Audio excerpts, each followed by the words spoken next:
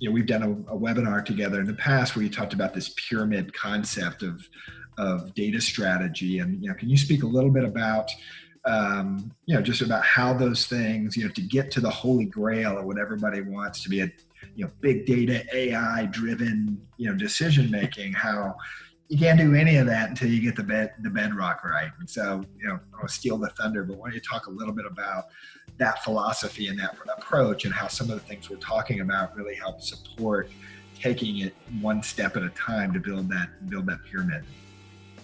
Sure. So I think the tip that marketers and business owners should keep in their mind, which sums up everything, is that data operations have an order. That's it. You're not going to, if you walk out of the house in your underwear over your blue jeans, that's not going to work. You're going to get stared at and pointed at.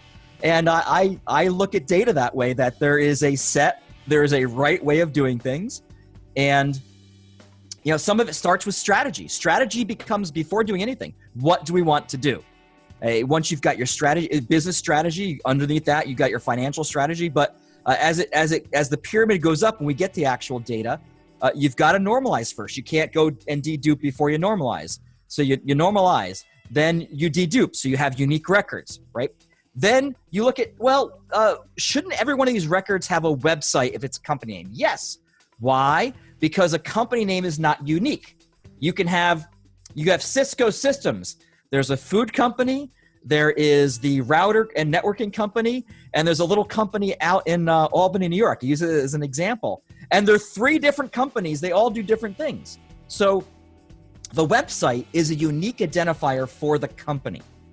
And most modern systems that we can go to for data append, because again, we don't do everything ourselves. Sometimes we use partners and vendors. They're going to key on the website, and they're going to be able to fill things in. So normalization, dedupe, fill in the website. Okay, now we've got this. Now we got the company data down. Now let's look at the contact. Let's take the title. Let's segment it by both the level and the department. Now we know how to approach those people. Then let's add their social ID. So all these things have in the pyramid, which we could probably show somewhere in this clip, flip, there's the pyramid, have an order. And doing things out of order, to me, is just funny and silly, like the guy with the underwear over their pants. So normalization, it's not just LLC, limited liability company, Inc. versus incorporated. There's about 800,000 rules, things that can go wrong. And over the last 2 years, I realized I couldn't do it by hand. So I dove into machine learning, and not from a program point of view, but from a point of managing people that do it. And we developed an engine that finds rules to put into our rules database. And it's all done with machine learning. So there's over 800,000 rules as it relates to how data should be in an optimal environment. Because if we normalize the data, then any new set of data, we apply that same normalization process, it matches, right? Processes like deduping typically have 15, 20% misses. And the reason is because the data is not normalized first. Once you normalize, all data operations become simple.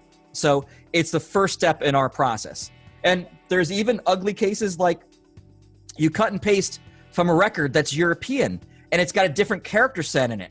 And when you search for the word ambulance company, it doesn't come up because the A that was in the record that you cut and paste into your database is from a different character set, like Cyrillic, but it looks exactly the same as what you have.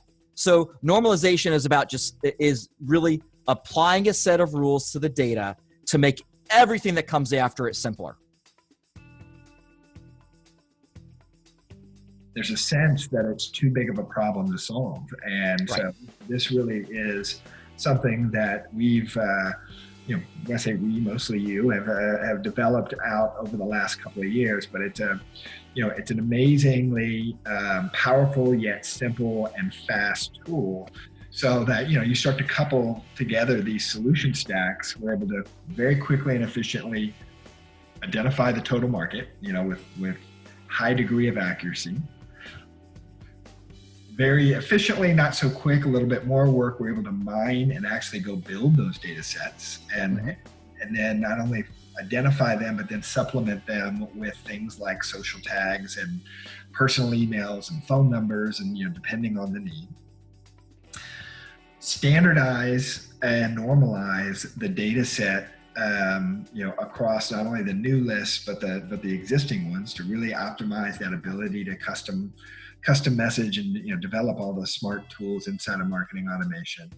And then layer on ongoing hygiene, so that when you get those bounce backs, when you get those things that change, it's not just like delete it from the database, but it's let's go update that, and then let's have this recurring cycle of going back in and reassessing the market and comparing that, so that you have that's another thing I see is folks go in and they think about data as like a capital project, like I'm going to go spend a lot of money once and fix this thing once and forever. And it's like, well, yeah, until 6 months ago from now, it's just back to where it was. And so, it's just a really, really efficient set and yet powerful step-by-step process of tools that we've developed to solve this. It really is, again, I use the analogy all the time. In my view, I don't want to oversimplify demand gen. It's got a lot of complications to it, but these days anybody can go out and license the right technology tools, and you can go out and do quick research on Google and find methodologies, and can go advertise in the various media platforms. And so, not oversimplifying at all, but what really differentiates time and time again, success and failure, all of those other things being somewhat equal, is data and content. If you get those two right, then I'm not saying everything else is easy, but everything else works when you have good content to share and you have accurate data so that you can reach that buyer. Thanks for joining us today as part of our data video series. We've got a great offer for B2B marketers who want to quickly determine the exact size of your total addressable market. For qualifying companies, we're offering an addressable market analysis report that leverages our Market ID platform. We will analyze social data sources to provide you exact counts of how many contact records are in your total addressable market, broken down by job title, industry, company size, and geographic location. It's a must-have starting point for the B2B enterprise marketer, and it's something we usually only offer in a paid engagement. To get started, all you need to do is fill out the form, and we'll get in touch for next steps.